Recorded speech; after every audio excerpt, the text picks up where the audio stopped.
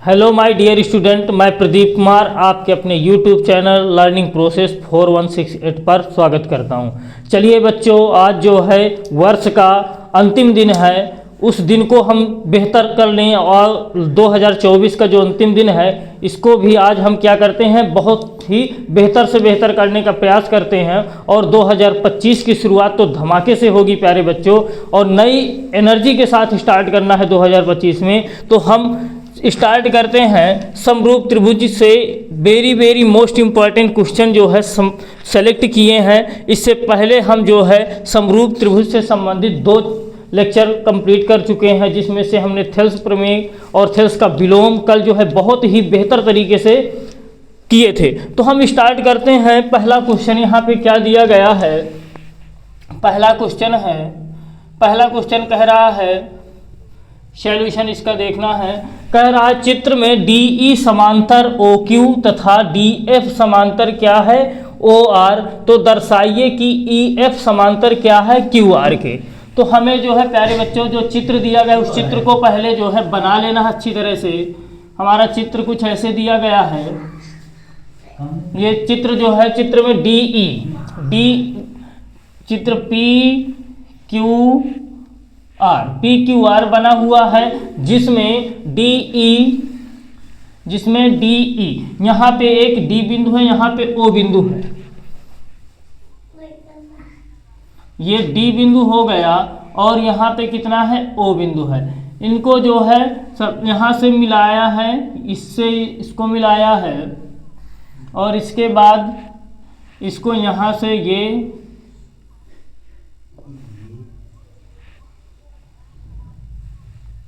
ऐसे जो है हमारा ये चित्र बना हुआ है।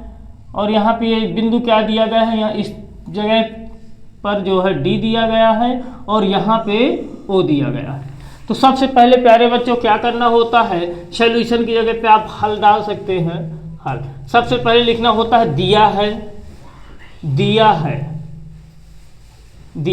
क्या क्या दिया गया है प्यारे बच्चों, कह रहा है चित्र में DE समांतर OQ है। DE कहाँ, यहाँ पे E है और ये F है, ठीक है। तो DE समांतर किसके बोल रहा है, DE समांतर है, DE समांतर OQ, DE समांतर OQ। ये भुजा इसके समांतर है, DE समांतर OQ के है, ठीक है। और हमें हर चीज़ जो है इसी तरह से करना है। रेखागणित कोई क्वेश्चन आता है, दिया है और जो हमें दर्शाना है फिर उसकी उत्पत्ति। DE समांतर OQ, और क्या दिया गया है, OQ। आगे दिया गया DF समांतर है, DF समांतर है OR के, DF समांतर है OR के। ये चीज़ें हमें दी गई हैं। तो हमें सिद्ध क्या करना है प्यारे बच्चों, सिद्ध करना है।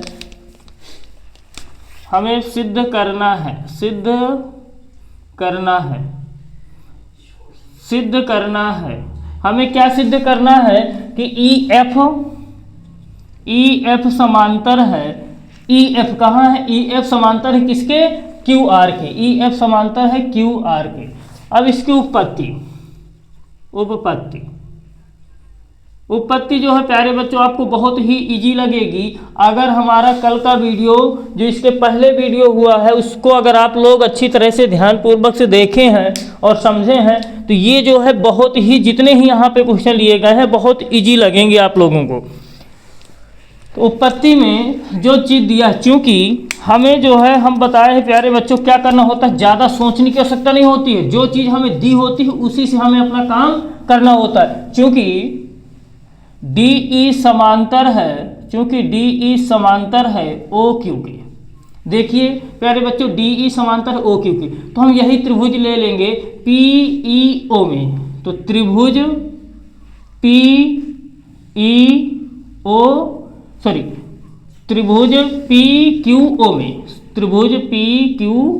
में, ये हम त्रिभुज ले लिए PQO में। अब यहाँ पे हम एक चीज देखते हैं कि ये DE ये PQO में DE और OQ ये क्या है, समांतर है।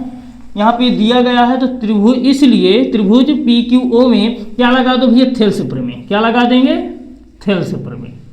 थेल्स प्रमेय से जो चीज़ दी है, ये चीज़ दी है तो इसमें एक बार थेल्स प्रमेय लगा देना है, और जो ये चीज़ दी है इसमें लगा देना है। थेल्स प्रमेय से, थेल्स प्रमेय क्या कहते हैं, यदि किसी त्रिभुज में एक भुजा के समांतर एक सरल रेखा खींची जाती है तो अन्य दो भुजाओं को क्या करती है, एक ही अनुपात में विभाजित करती है। तो PE लिखेंगे, PE upon EQ equal PD upon DO। ये हमारा होगा इक्वेशन फर्स्ट। फिर लिखो चूंकि, फिर जो दिया है, चूंकि हमें क्या दिया गया है, DF, चूंकि DF समांतर है OR के, DF समांतर है OR के, इसलिए ये किस में है प्यारे बच्चों, DF और OR किस में, DF और OR इस त्रिभुज में, POR में, इसलिए त्रिभुज POR में थेल्स प्रमेय यहाँ भी लगा देंगे। थेल्स प्रमेय से, थेल्स प्रमेय से, थेल्स प्रमेय क्या कहती है, वही जो यहाँ पे अप्लाई किए हैं, PD या PF upon FR is equal to PD upon DO। ये हमारा इक्वेशन क्या होगा, सेकेंड इक्वेशन फर्स्ट, समीकरण फर्स्ट तथा समीकरण सेकेंड की तुलना करने पर, तो प्यारे बच्चों अगर कुछ मिलता है तुलना करने पर, वो चीज़ क्या हो जाती है, ऑटोमेटिक कैंसिल आउट हो जाया करती है। तो यहाँ पे देख रहे हैं समीकरण एक में PD अपान DO है, समीकरण सेकंड में भी PD अपान DO है, तो जैसे तुलना करेंगे ये क्या हो जाएंगे, हमारे कैंसिल आउट हो जाएंगे। तो क्या आ जाएगा, PE अपान EQ equal PF upon FR। ये हमारा बहुत ही सिंपल तरीके से ये चीज़ निकल आएगी। जैसे हम तुलना किए तो हमें प्यारे बच्चों सिद्ध क्या करना है, EF समांतर QR के। तो यहाँ एक चीज़ हम देख रहे हैं कि अगर भुजाएं किसी त्रिभुज में, अगर भुजाएं एक ही अनुपात में होती हैं तो वो भुजा क्या होती है, तीसरी भुजा के समांतर होती है। तो इसमें PE अपान EQ बराबर है कितना, PF अपान FR के। मतलब इस त्रिभुज, इसलिए लिखेंगे, इसलिए त्रिभुज इस बड़े वाले त्रिभुज PQR में थेल्स प्रमेय लागू हो रही है। इसलिए प्यारे बच्चों क्या हो जाएगी, EF समांतर QR के। हैंस प्रूव्ड, यही हमें क्या करना था प्यारे बच्चों, सिद्ध करना था। तो यहाँ पे अगर डाउट हो कि ये कैसे हमने यहाँ पे रख दिया, तो हम प्यारे बच्चों कल की क्लास में त्रिभुज PQR में थेल्स प्रमेय, थेल्स प्रमेय क्या कहती है प्यारे बच्चों, यदि किसी त्रिभुज में एक भुजा के समांतर एक सरल रेखा खींची जाती है तो अन्य दो भुजाओं को एक ही अनुपात में विभाजित करती है। थेल्स का विलोम क्या कहता है, यदि कोई रेखा एक ही अनुपात में विभाजित करती है। यहाँ प्यारे बच्चों क्या है, ये थेल्स का विलोम लगाना है, क्योंकि यहाँ पे क्या है, ये एक ही अनुपात में विभाजित कर रही है, तो तीसरी भुजा की क्या होगी, वो समांतर होगी। ये थेल्स का विलोम कहता है। तो यहाँ पे थेल्स का विलोम, यहाँ पे थेल्स का विलोम है, ये ध्यान देना है। एक बार फिर से रिवाइज कर रहे हैं। थेल्स का विलोम क्या कहता है, यदि कोई रेखा एक ही अनुपात में विभाजित करती है, यदि कोई सरल रेखा किसी त्रिभुज की भुजाओं को एक ही अनुपात में विभाजित करती है, तीसरी भुजा के क्या होती है, समांतर होती है। जैसे ये जो रेखा है यहाँ पे, इस रेखा को हमने देखा कि PE अपान EQ आया और PF अपान FR आ गया, हमें यहाँ पे दिख रहा है, ठीक है ना। तो ये भुजा जो है, ये भुजा हमारी तीसरी भुजा की क्या होगी, इसके समांतर होगी, ठीक है। वही चीज जो है हमने लिख दिया, हेंस प्रूव्ड।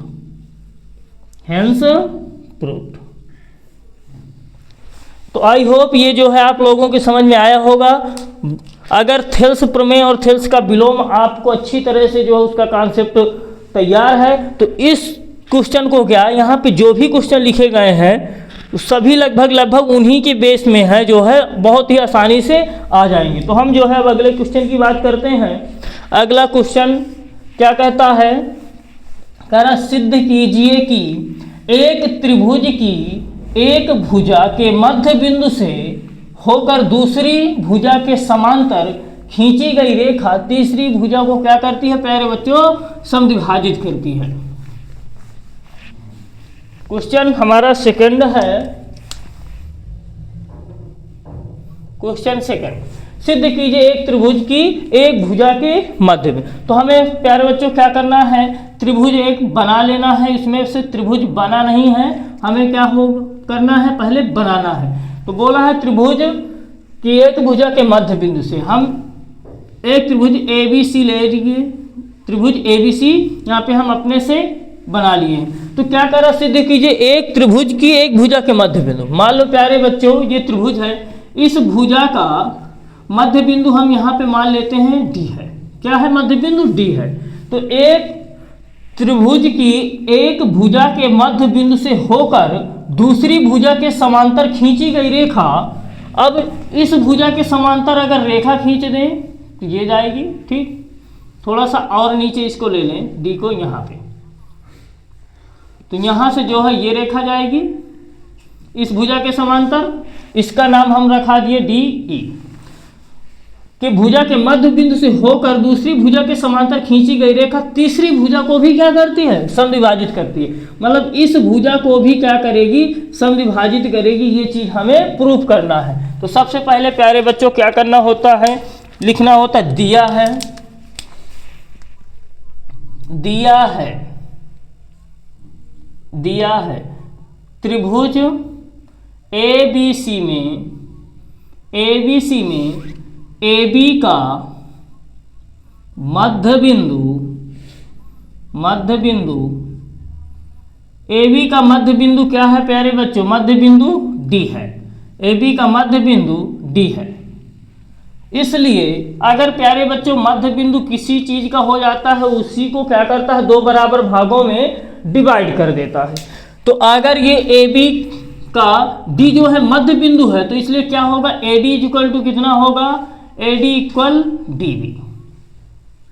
अब हमें सिद्ध क्या करना है, हमें सिद्ध करना है, सिद्ध करना है, सिद्ध करना है। क्या करना है प्यारे बच्चों, सिद्ध कि कह रहा तीसरी भुजा को भी क्या करेगा, समद्विभाजित करेगा। मतलब AE इक्वल कितना, EC।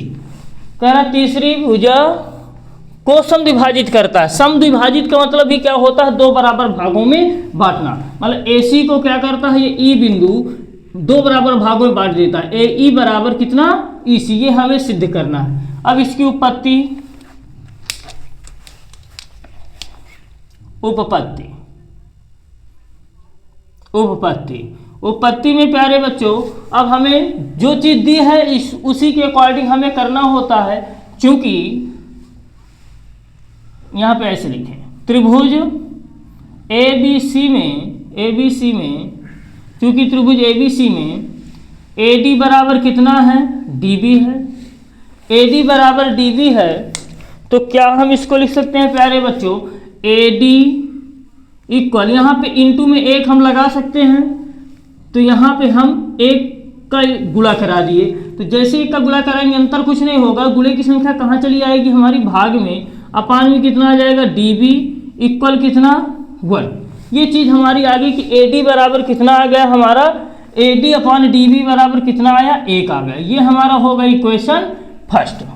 अब आगे हम देखते हैं, आगे क्या सिद्ध कीजिए एक त्रिभुज की भुजा के मध्य बिंदु से होकर दूसरी भुजा के समांतर खींची गई रेखा तीसरी भुजा को क्या करती है, समद्विभाजित। अब एक चीज हम जानते हैं थेल्स के प्रमेय में कि क्या होता है बेटा, अगर किसी त्रिभुज में एक भुजा के समांतर एक सरल रेखा खींची जाए तो अन्य दो भुजाओं को क्या करती है, एक ही अनुपात में विभाजित करती है। तो यहां लिखेंगे थेल्स प्रमेय से, थेल्स प्रमेय से, थेल्स प्रमेय से,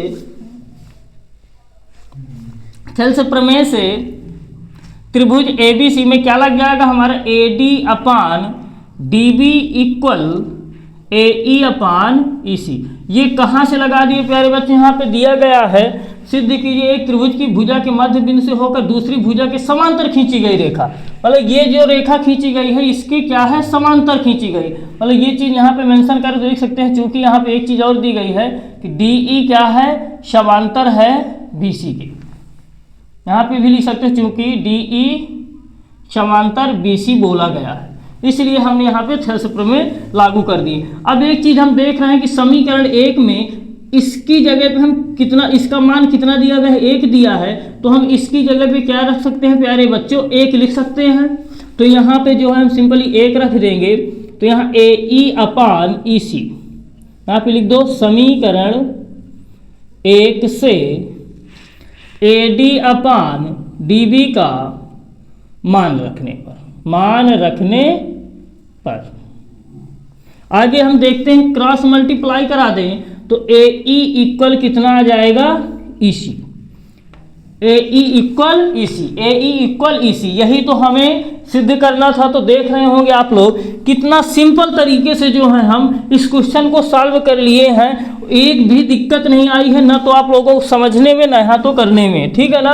तो आप लोग इस चीज़ को समझ रहे होंगे कि बहुत ही अच्छा कॉन्सेप्ट दिया जा रहा है। इन चीज़ों को जो है आप लोग बहुत अच्छी तरह से लगाएं और इनका रिवाइज भी करें। तो यहाँ पे बस यही लिख देना है, हेंस प्रूव्ड।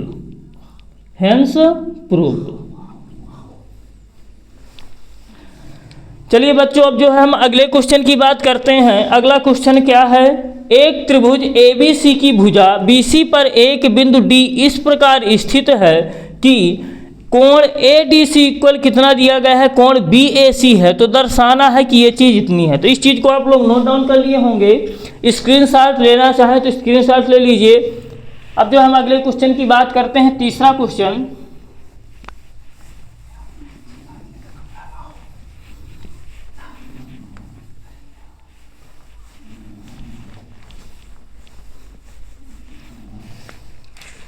अगला क्वेश्चन, एक त्रिभुज ABC की, हमें त्रिभुज भी, इस त्रिभुज से नहीं काम चलेगा। त्रिभुज ABC की भुजा पर, एक त्रिभुज ABC की भुजा BC पर एक हमें त्रिभुज ABC बना लेना है। जैसे हम यहाँ पे एक त्रिभुज ये बना लिए, इसका नाम रखा दिए ABC। कौन सा नंबर है, तीसरा क्वेश्चन है ABC। एक त्रिभुज ABC की भुजा BC पर, ये भुजा हमारी क्या है, BC पर एक बिंदु D इस प्रकार स्थित है, एक बिंदु D इस प्रकार स्थित है, मतलब इसमें D कहीं ना कहीं रखा हुआ है, जिसके लिए कंडीशन क्या दिया है, जैसे मान लें यहाँ पे है ये D बिंदु यहाँ पे है। अब इस D को क्या बोला है, कह रहा ADC, मतलब हमें यहाँ से क्या करना होगा, इसको मिलाना होगा। चित्र कैसे बनाओगे प्यारे बच्चों, ADC, जब तक हम D यहाँ पे इसमें मिलाएंगे नहीं तब तक ADC लिख ही नहीं सकते हैं। तो यही हमें यहाँ से इस चीज़ को भी देख लेना कि त्रिभुज हमारा चित्र कैसे बनेगा, ADC बोल रहा है, त्रिभुज कोण ADC मतलब इस कोण की बात कर रहा है। ADC जो भी बीच में लिखा होता है कोण के साथ, वो क्या होता है, हमारा उसी कोण की बात होती है, ADC। मात्र ये A और C ये बताते हैं कि कहाँ से कहाँ तक का मान है D का। यहाँ जैसे A, B और C लगे हुए हैं तो ये बता रहा है कि कहाँ से कहाँ तक जा रहा है A, है ना। तो यहाँ पे ADC ये कोण बराबर है, कह रहा है BAC के, ये चीज को बोल रहा है वो, ठीक। तो दर्शाना क्या है, ये चीज हमें दिया है और दर्शाना है कि ये चीज बराबर इतना है। तो सबसे पहले प्यारे बच्चों क्या करेंगे, हम लिखेंगे दिया है,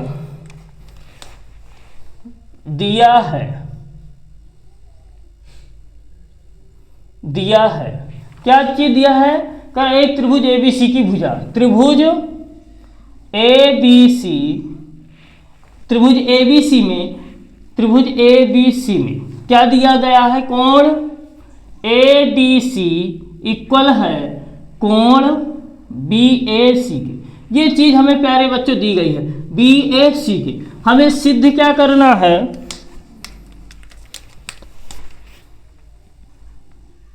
सिद्ध करना है।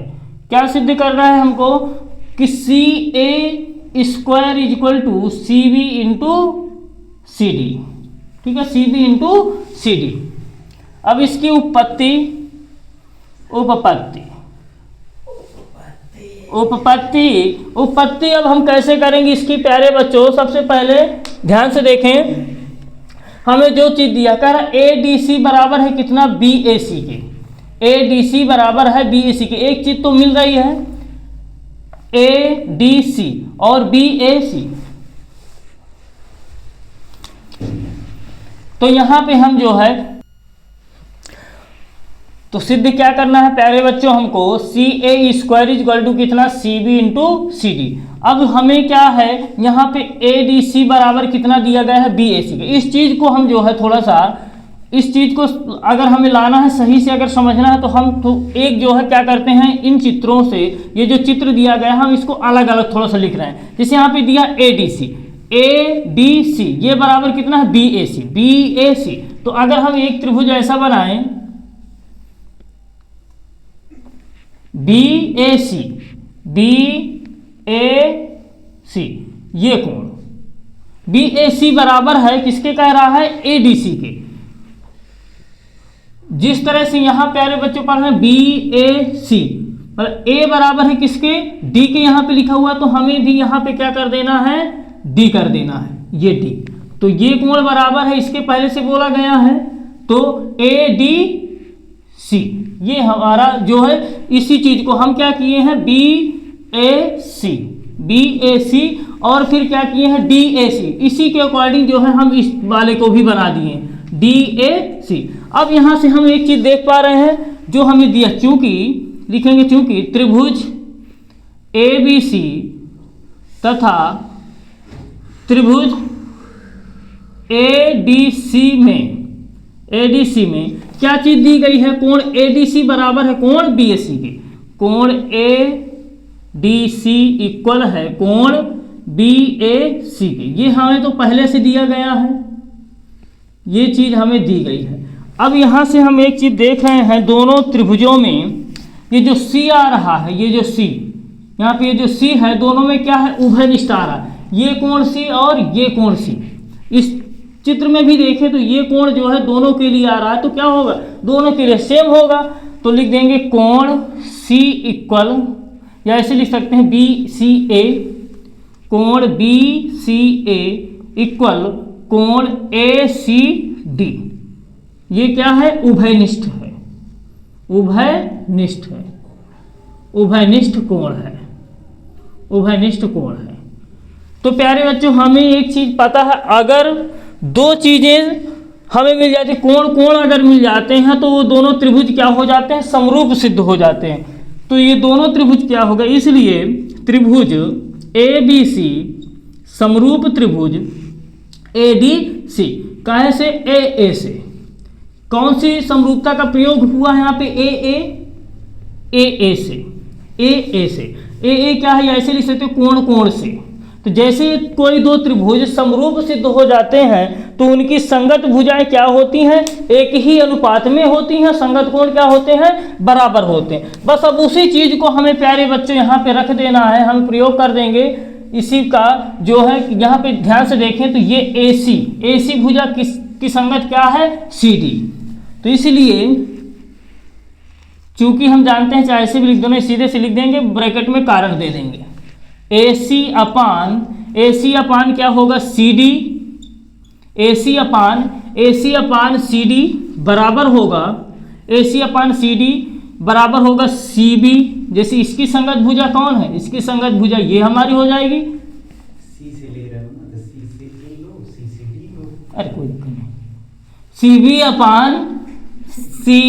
अपान सी ए, जैसे यहाँ पे सी बी अपान सी ए, ये चीज हमें देखना है। जैसे यहाँ पे सी बी के रूप में लिखा हुआ है, सी बी की जैसा लिख लिए। यहाँ पे क्या लिखा था? सी डी, तो हमने यहाँ पे लिख लिए थे सी डी। अब जैसे हम क्रॉस मल्टीप्लाई कराएंगे तो हमारा बहुत ही आसानी से ये चीज प्राप्त हो जाएगी। यहाँ पे लिख देना सर्वांगसम त्रिभुजों की के जो भुजाएं समरूप त्रिभुजों की संगत भुजाएं, समरूप त्रिभुजों की संगत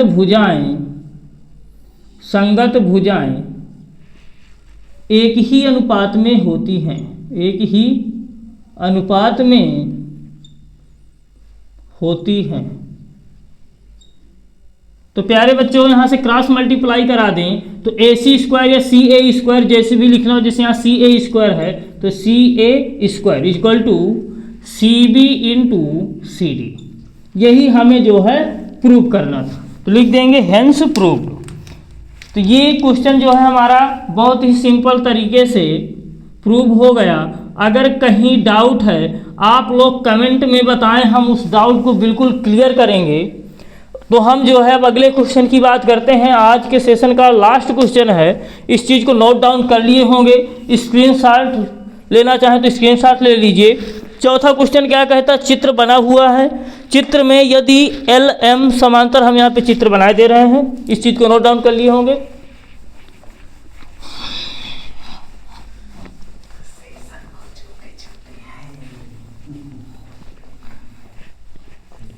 और ये जो है कम से कम समय में प्यारे बच्चों जो है जो चीज़ आना है एग्जाम में और जहाँ से प्रश्न बनते हैं वही चीज़ें यहाँ पे करवाई जा रही हैं। ये है कि अब समय बहुत कम है, उसको देखते हुए हम समय का सदुपयोग करके कैसे जो है अच्छा से अच्छा स्कोप करें, उसके लिए जो हम सीरीज चालू किए हैं। तो प्यारे बच्चों ये जो है लाभ लेने के लिए आप लोग हमारे चैनल को सब्सक्राइब कर लें। अभी तक जिन भैया बहनों ने सब्सक्राइब नहीं किया है तो वो जो है सब्सक्राइब कर लें ताकि जो है सही से लाभ ले सकें। तो हम जो है क्वेश्चन 4 की बात करते हैं।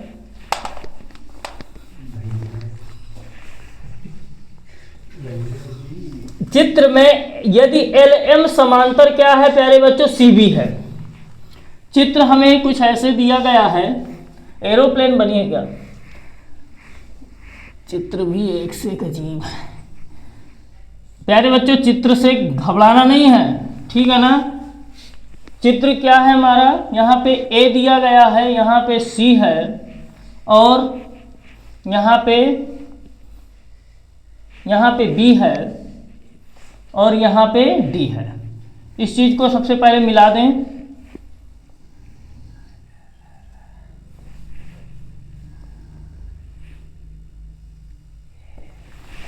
ये है, फिर इसके बाद यहाँ एक एल बिंदु है, एल, और यहाँ से भी यहाँ पे एम है और यहाँ ये एन है। ऐसे जो है हमारा चित्र बना हुआ है। तो सबसे पहले लिखेंगे दिया है, दिया है। क्या क्या चीज़ें प्यारे बच्चों दी गई हैं चित्र में उनको सब लिख देंगे हम। कह रहा है कि एल एम समांतर सी बी है, एल एम समांतर एल एम समांतर क्या है, सी बी। ध्यान से देखो प्यारे बच्चों, एल एम समांतर किसके है, सी बी के। ये भुजा इसके समांतर बोला है, ठीक है। आगे देखते हैं, आगे क्या दिया गया है, एल एन समांतर सी डी के दिया गया है। एल एन समांतर किसके, सी डी के दिया गया है, सी डी के दिया गया है, ठीक प्यारे बच्चों। आगे तो सिद्ध क्या करना है, ये इतनी चीजें हमें दी गई हैं चित्र में। सिद्ध करना है, सिद्ध करना है, सिद्ध करना है। सिद्ध क्या करना है हमको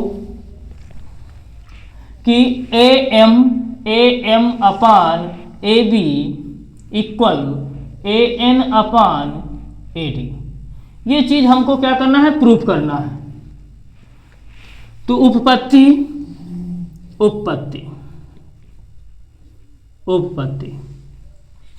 और एक चीज बता दें प्यारे बच्चों, ये जो है क्वेश्चन आप लोग कर लेते हैं इतने, ये मतलब कि जो भी चैप्टर हम चालू करते हैं उनका जो है, जैसे मान लो उस चैप्टर में कम से कम 100 क्वेश्चन दिए गए हैं तो उनमें से मात्र हम 15 से 20 क्वेश्चन करवाते हैं, जो कि तुम्हारे जो है 90+ तो कोई रोक ही नहीं सकता है अगर ये चीज़ कर लेते हो। अगर थोड़ा सा और मेहनत कर लिए तो बेटा 100 में 100 की गारंटी लेते हैं। और नए साल से कल से जो है हम और कुछ बेहतर करने का प्रयास करेंगे, तो बस आप लोग भी कुछ बेहतर करें तभी संभव हो सकेगा। तो जो है अब हम उत्पत्ति की बात करते हैं इस क्वेश्चन में। तो प्यारे बच्चों हम बताए हैं ज़्यादा दिमाग इधर उधर नहीं लगाना होता है, जो चीज़ दी गई हो उन्हीं से पहले काम चलाओ।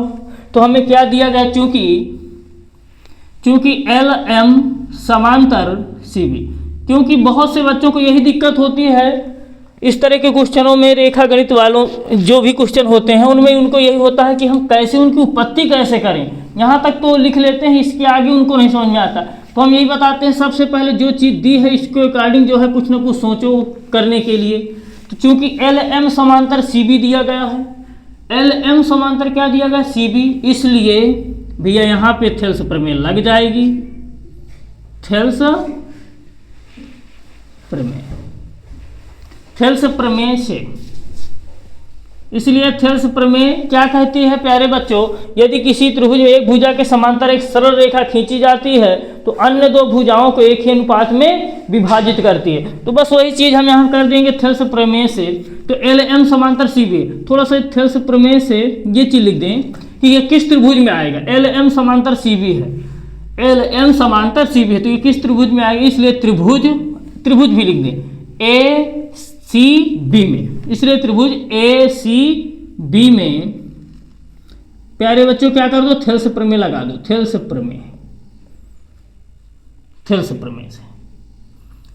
प्रमेय से क्या हो जाएगा, तो थेल्स प्रमेय क्या कहती है प्यारे बच्चों, यदि किसी त्रिभुज एक भुजा के समांतर एक सरल रेखा खींची जाती है तो अन्य दो भुजाओं को एक ही अनुपात में विभाजित करती है। मतलब A M upon M B equal A L upon L C, A L upon L C, ये हमारा हो गया इक्वेशन फर्स्ट। फिर इसके बाद जो दिया गया है, फिर ये चीज़ दी गई है, चूंकि एल एन समांतर है सी डी के, इसलिए ये किस त्रिभुज में है प्यारे बच्चों, एल एन और सी डी, एल एन और सी डी किस में है, ये ए डी सी में, इसलिए त्रिभुज ए डी सी में थेल्स प्रमेय लागू कर दें। थेल्स प्रमेय लागू करें तो फिर यहाँ पे भी लगा दो A N upon N D equal A L upon L C, ये हमारा इक्वेशन सेकेंड हो गया। अब यहाँ से हम क्या करेंगे, समीकरण 1 व 2 की तुलना करने पर जैसे तुलना करेंगे तो हमें अगर कोई भी बराबर दिख रहे हैं वो हट जाएंगे, A L upon L C, A L upon L C यहाँ भी है, दोनों कैंसिल आउट हो जाएंगे तो क्या बचेगा, A M upon M B equal A N upon N D. ये जो है हमारी यहाँ से आ गए कि ए एम अपान कितना हो गया एम बी और ए एन अपान एन डी। अब हमें लाना क्या है प्यारे बच्चों, ए एम, ये तो ठीक है फिर रहा है ए एम, लेकिन यहाँ क्या है ए बी, यहाँ क्या है एम बी। तो हम क्या करेंगे, अगर हम क्या कर दें, इसका क्या कर दें, सबसे पहले हम व्युत्क्रम कर दें प्यारे बच्चों, क्या करेंगे व्युत्क्रम। अब व्युत्क्रम करने के बाद हम एक जोड़ दें, जैसे हम व्युत्क्रम करेंगे इसमें ए एम, हाँ जैसे व्युत्क्रम करेंगे तो सबसे पहले क्या कर दो, व्युत्क्रम करने पर, यहाँ पे लिखेंगे व्युत्क्रम करने पर। व्युत्क्रम करने पर क्या होता है प्यारे बच्चों, अंश की जो भी अंश में जो दिया होगा वो हर में चला जाएगा, हर वाला कहाँ चला जाता है, अंश में। तो ये अंश में चला जाएगा एम बी अपान, ये हर में आ जाएगा ए एम इक्वल, यहाँ भी वही चीज़ N D upon A M. अब यहाँ पे हम देखें कि एम बी है, क्या है यहाँ पे एम बी, तो एम बी में हम अगर एम बी ये दिया गया है, एम बी में अगर हम क्या कर दें, ए एम जोड़ दें, ए एम जोड़ देंगे तो हमें ए बी मिल जाएगा, लेकिन यहाँ पे हम क्या करेंगे, इसको बनाने के लिए क्या करें, दोनों पक्षों में एक जोड़ दें, जैसे एक जोड़ेंगे एलसीएम लेंगे तो वही चीज़ यहाँ पे आ जाएगी, ए एम अपने आप आ जाएगा। तो लिखेंगे दोनों पक्षों में एक जोड़ने पर,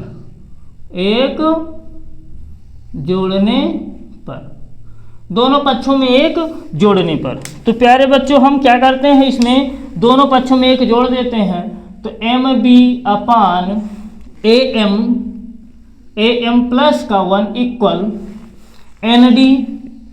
nd अपान an प्लस का 1।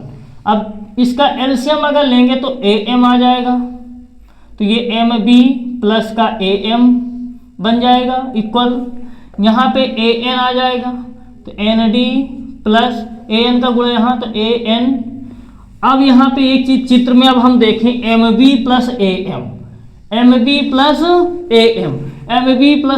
बराबर कितना हो जाएगा प्यारे बच्चों, ab। भाई इन दोनों का अगर हम मिला दें, इसको और इसको मिला दें तो कौन हो जाएगा, पूरा ab बन जाएगा। तो यहीं पे हम लिख देंगे क्या आ जाएगा, ab अपान am से कुछ नहीं बोलना क्योंकि am तो हमें लाना ही है सिद्ध करने पर। अब देखो प्यारे बच्चों अपने आप आ गए ab अपान am, बस अभी उल्टा है तो हम उल्टा तो जानते हैं, तुरंत कर देंगे उल्टा इक्वल। यहाँ भी देखो nd प्लस an बराबर कितना बन जाएगा, ad। ये चीज लिख दिए हम ad अपान में कितना an। ब्रैकेट में लिखना हो तो लिख सकते हो, चूंकि mb प्लस an इक्वल कितना am इक्वल कितना आ जाएगा, ab है चित्र से। फिर यहाँ पे nd प्लस an इक्वल कितना है, ad, ये भी कहाँ चित्र से। ये चित्र में हमें ये चीज़ें दिख रही हैं, आसानी से इन चीज़ों को हम लिख लिए। अब क्या कर दो प्यारे बच्चों, आ तो गया है, बस अभी क्या है, उल्टा पुल्टा है। तो उल्टा पुल्टा है तो भैया इसको सीधा करने के लिए क्या होता है तरीका, भैया व्युत्क्रम कर दो। तो ऐसे व्युत्क्रम करेंगे तो यही चीज़ क्या हो जाएगी, उल्टा हो जाएगी। तो am पुनः ऐसे इनके पुनः व्युत्क्रम करने पर, पुनः व्युत्क्रम करने पर तो am upon ab equal an upon ad।